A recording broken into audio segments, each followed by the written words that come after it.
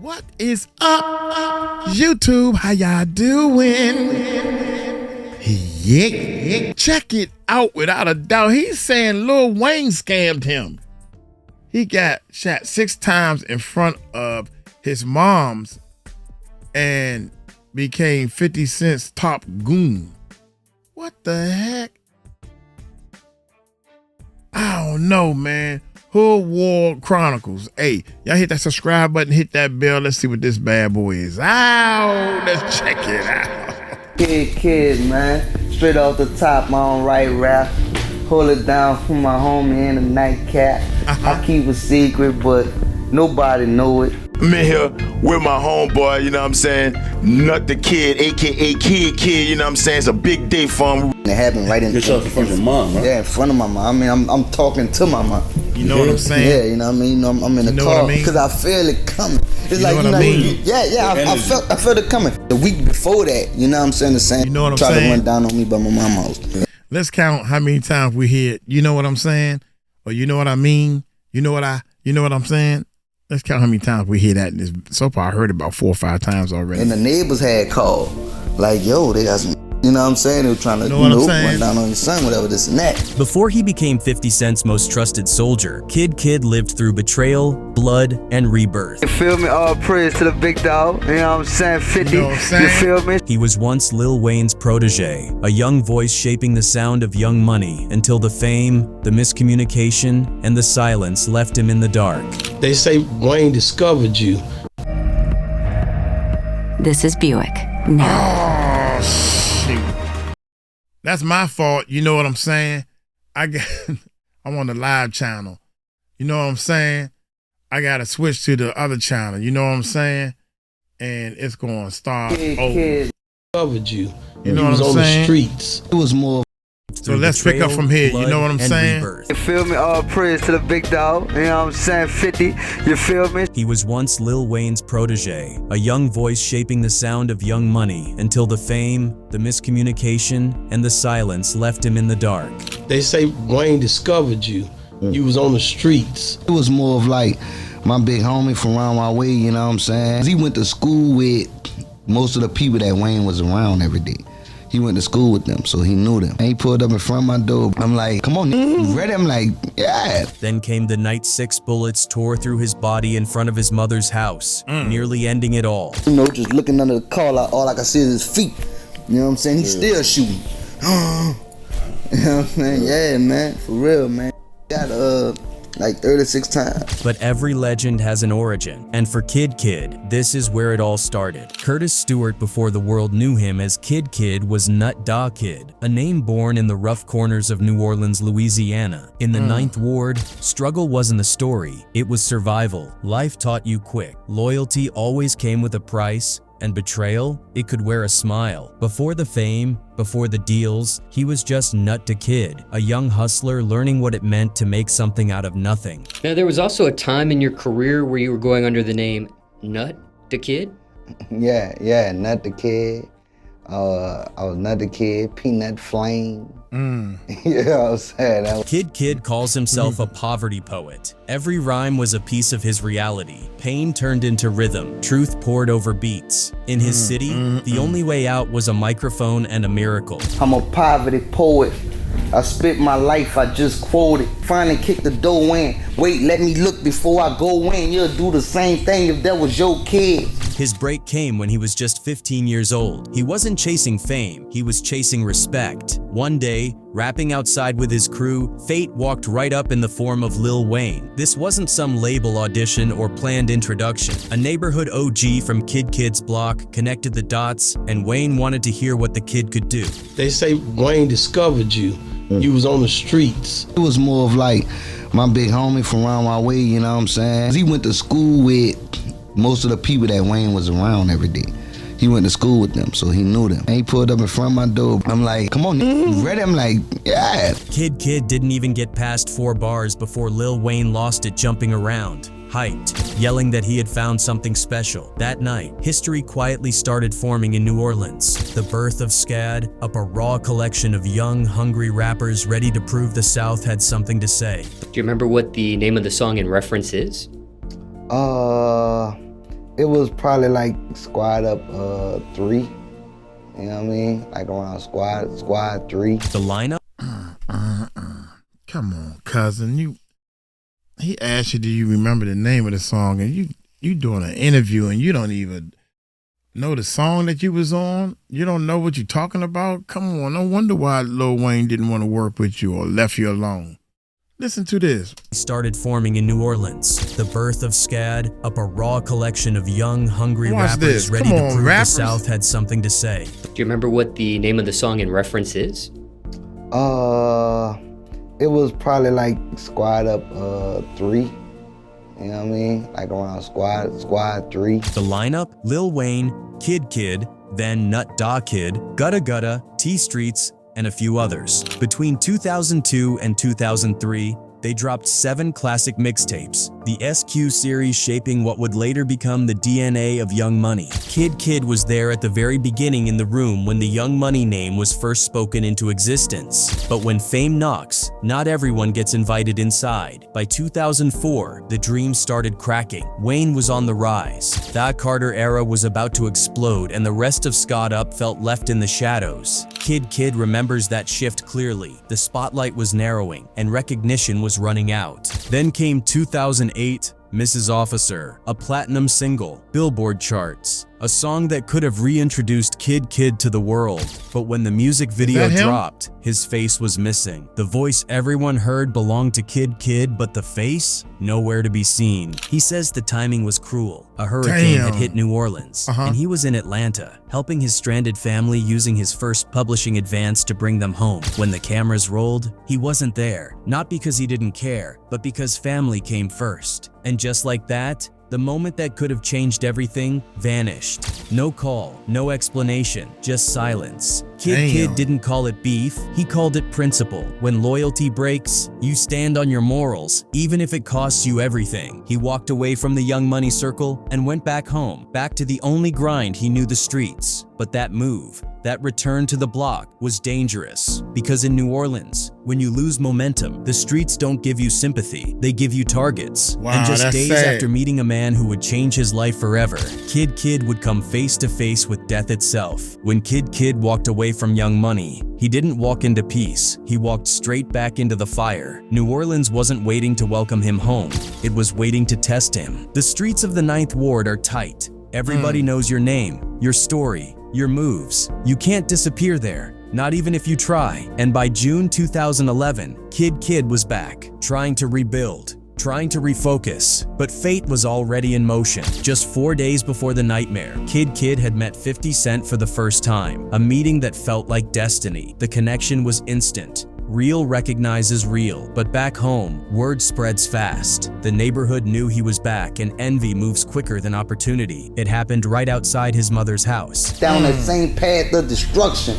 bumming, starving, stomach talking. He had just dropped her off after leaving his daughter's birthday party, a moment that should have been full of joy. He'd put his guns away for the family gathering, wanting one peaceful day. That small decision almost cost him his life. As he sat in the car, 2 masked men emerged from the shadows. His mother stood in the doorway, helpless, watching her worst fear unfold. Kid barely had time to reach for his phone, calling out for his partner to get around here before the air split with gunfire. The shooter carried a carbon 15 rifle. The report said 36 to 42 shots tore through the vehicle. Kid was hit 6 times on his leg, abdomen, and side. In those first seconds, he didn't even feel pain, just the shock, the numb weight of his body refusing to move. He tried to slide across the seat, reach the passenger side, and escape through the door. Over the passengers, open the passenger side door, right?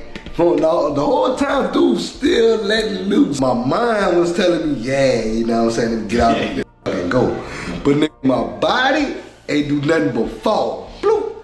But when he finally pushed it open, his strength gave out. He hit the ground hard, his vision blurring, watching the shooter's feet through the smoke as bullets still ripped through metal and glass. He was sure they were coming to finish the job. Then, silence. They were gone. Bleeding out on the pavement, Kid thought about one thing, not the fame, not the music, not revenge. He just wanted to talk to his kids one last time. When paramedics arrived, his body was torn up, but he was still breathing. The hospital stay that followed was long and brutal. The bullets had shredded organs and muscle, forcing doctors to fit him with a colostomy bag. He'd wear it for nearly 10 months. He woke up confused, staring at the tubes and scars, thinking his life and his career was over. He called it the darkest period of his life. But beneath the frustration and anger, something else was growing. Hunger, a purpose. Even with bullets still trapped inside his leg, Kid was determined to fight back. And when he turned his phone back on, fresh out of surgery, it wasn't a family member or a label rep or an old friend who called first. It was Curtis Jackson 50 Cent. Lying in that hospital bed, stitched up and half conscious, Kid felt the weight of everything. The pain, the betrayal, the silence. The industry has a rule. Once you're wounded,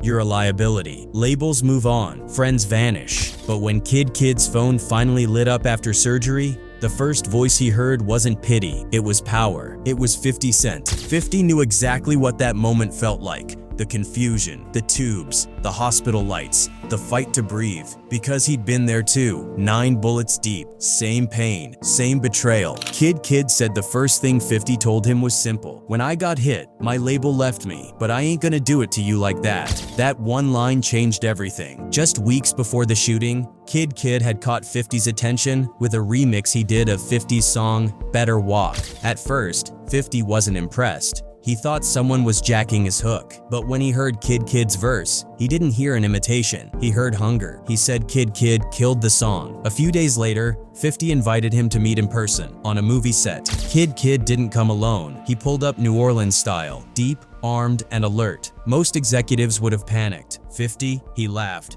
Asked what kind of guns they were holding. He respected it because he understood it. Then he tested him. 50 handed Kid 5 instrumentals inside his studio van and said, "Take these home and write." Kid didn't leave. He stayed right there on set and recorded all 5 tracks before 50 even finished filming. That was the test, and he passed it. Then the shooting happened, and instead of disappearing, 50 stepped up. He called the hospital. He checked in, and when Kid was ready to move again, 50 put him straight to work. Barely healed, still wearing the colostomy bag, Kid flew to Atlanta to record his verse on Tony Yayo's Haters with 50 and Shawty Low. That same night, they shot the video, Kid moving slow but refusing to show weakness. The next day, he was on a plane to Africa, performing in front of thousands. His wounds hadn't fully closed, but he was already proving he belonged. Everywhere 50 went, Kid was there, not as a hype man, but as a soldier learning how to move in an empire. He knew the difference between being signed and being chosen. And for 50 Cent, Kid wasn't just another rapper. He was living proof that loyalty can't be bought. It's earned in blood, scars, and second chances. By July 2011, Kid was officially signed to G-Unit Records. But more than that, he joined a brotherhood forged by survival. By 2014, Kid had healed, physically, mentally, and musically. The scars had hardened into reminders of loyalty. And when 50 Cent called for a G-Unit reunion at Hot 97's Summer Jam, Kid was right there, standing beside legends, Lloyd Banks, Tony Yayo, Young Buck, and 50 Cent himself. He wasn't the new guy trying to fit in. He was the new blood keeping the empire alive. Still, he knew the whispers were coming. Fans kept asking, "Where's Buck? Where's the bank?" But Kid never tried to replace anyone. He came to add weight, to hold the line, to prove that G-Unit still had soldiers who weren't afraid to bleed for the flag. The chemistry clicked immediately. By August 2014, the crew dropped The Beauty of Independence EP, 6 tracks of pure hunger. Critics praised the return to form, Banks' lyricism, Buck's energy, and 50's command. But it was Kid who brought the fire from the ground level, that "I've been shot and still show up to work" kind of hunger. Just a few months later, they followed up with The Beast is G-Unit in March 2015, with Kid front and center on tracks like Chase the Paper. He'd earned his spot. No more rookie, no more introductions. Then came the moment that would shift everything. That same year, XXL announced their annual freshman class, the cover that defined who the industry was watching, and somehow, Kid Kid's face was on it. The internet erupted. How is Mrs. Officer's feature from 2008 a freshman in 2015? The backlash was instant. But XXL had receipts. They revealed Kid Kid was voted in as the people's choice, winning over 240,000 fan votes from 139 countries. It wasn't industry politics. It was people power, and the editors argued he earned it because despite his years in the game, he'd never released a full solo album. This was his rebirth, but as the spotlight grew, so did the shadows. Just hours before performing at the XXL freshman concert in New York City, Kid Kid was arrested by undercover police, accused of assaulting his ex-girlfriend, Marita Robinson. She'd already posted photos online, claiming he beat and strangled her in Las Vegas. His legal team fired back fast, calling the claims completely false, and pointing to her history of fabricating reports. Still, the images spread, the headlines wrote themselves, and once again, Kid Kid was back in handcuffs, this time not from the streets, but from the fame. But 50 Cent didn't flinch. He wired $105,000 for Kid Kid's bail within hours, standing by him publicly, calling the situation dirty work. The message was clear: G-Unit protects its own. Yet the legal storm followed Kid Kid home. In New Orleans, the same woman pressed similar charges. The pressure mounted. Shows were canceled. Interviews vanished. By February 2016, Kid Kid quietly closed that chapter, pleading guilty to a harassment violation in New York, completing a batterer's program, and walking away without a criminal record. He was free, but his name had been dragged through every headline in the game, and that kind of stain, in an industry built on image, doesn't fade easy. Even with the pressure mounting, the court cases, the scrutiny, the headlines,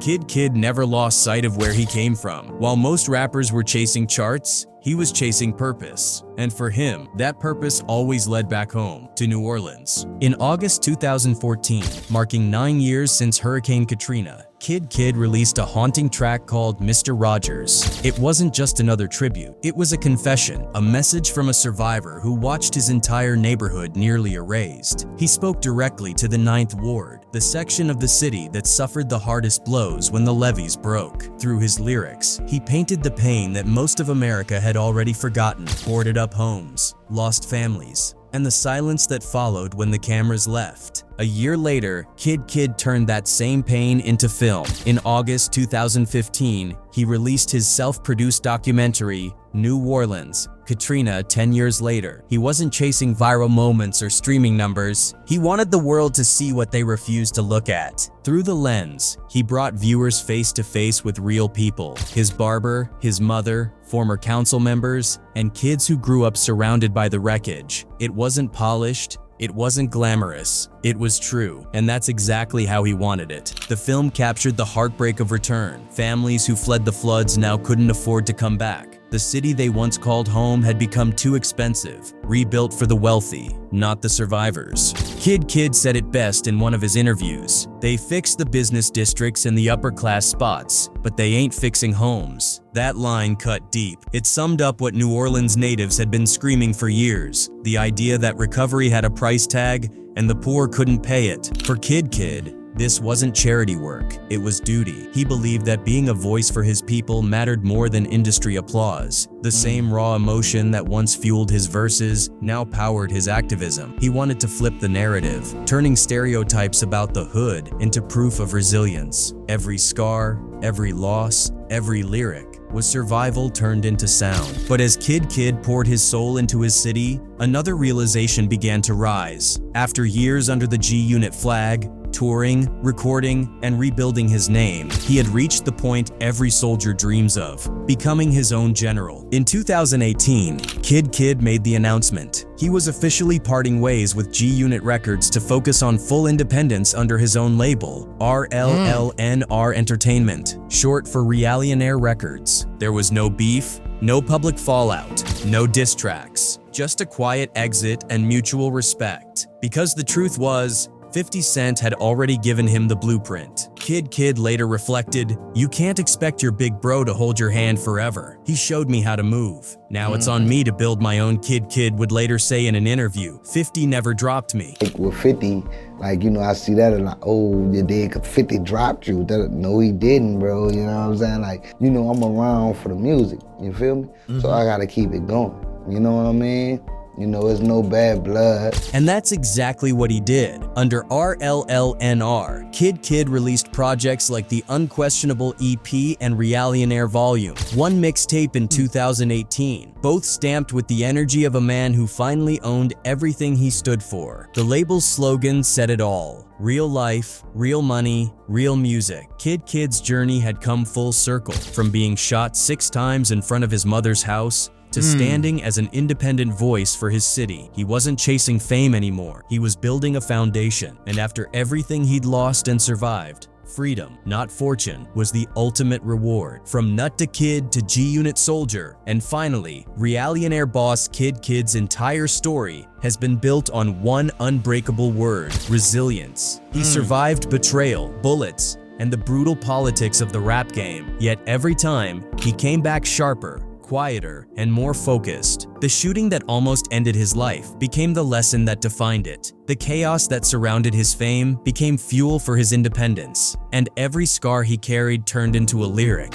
a reminder that pain doesn't destroy purpose, it defines it. By 2024, Kid's voice still echoed through New Orleans, stronger than ever. He reunited the city's energy with a powerful collaboration that made hip-hop stop and listen. The single Yellow Tape, featuring recently freed legend BG, wasn't just a record, it was a reunion of survivors. For BG, it marked a comeback after more than a decade behind bars. For Kid, it was a moment of validation. 2 generations of New Orleans rap uniting on one track, built on loyalty, not industry hype. The song didn't chase charts or radio spins. It spoke directly to the streets that raised them both. Kid made it clear, we're not chasing trends, we're telling the truth. But behind the microphone, Kid's real legacy is much quieter. He often says his biggest inspiration doesn't come from the music, it comes from his children. They're the reason he moves smarter, speaks slower, and keeps pushing no matter what obstacles hit. He once said in an interview, "My kids remind me I can't crash out. I gotta show them what the building looks like." And in that simple truth lies his evolution.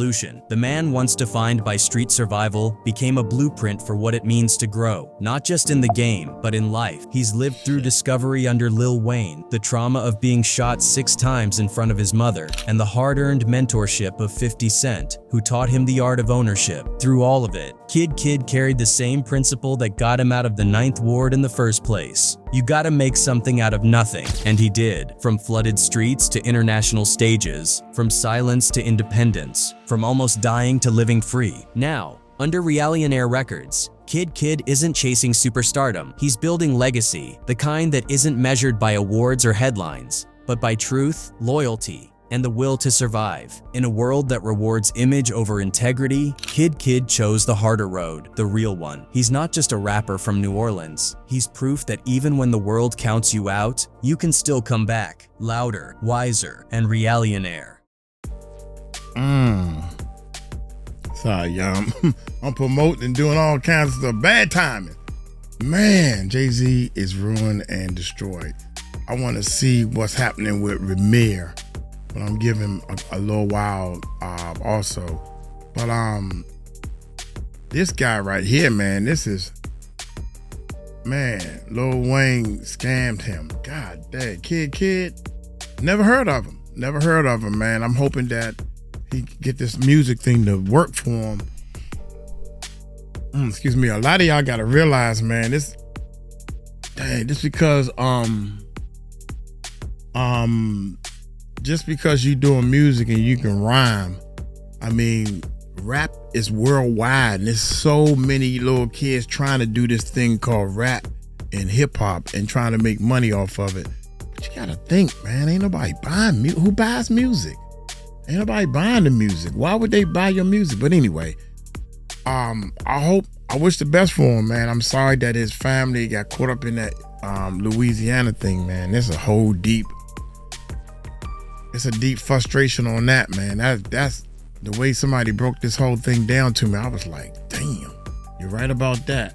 All right, y'all hit that subscribe button, hit that bell. Take it light, take it slow. Tell them Uncle Mike told you so.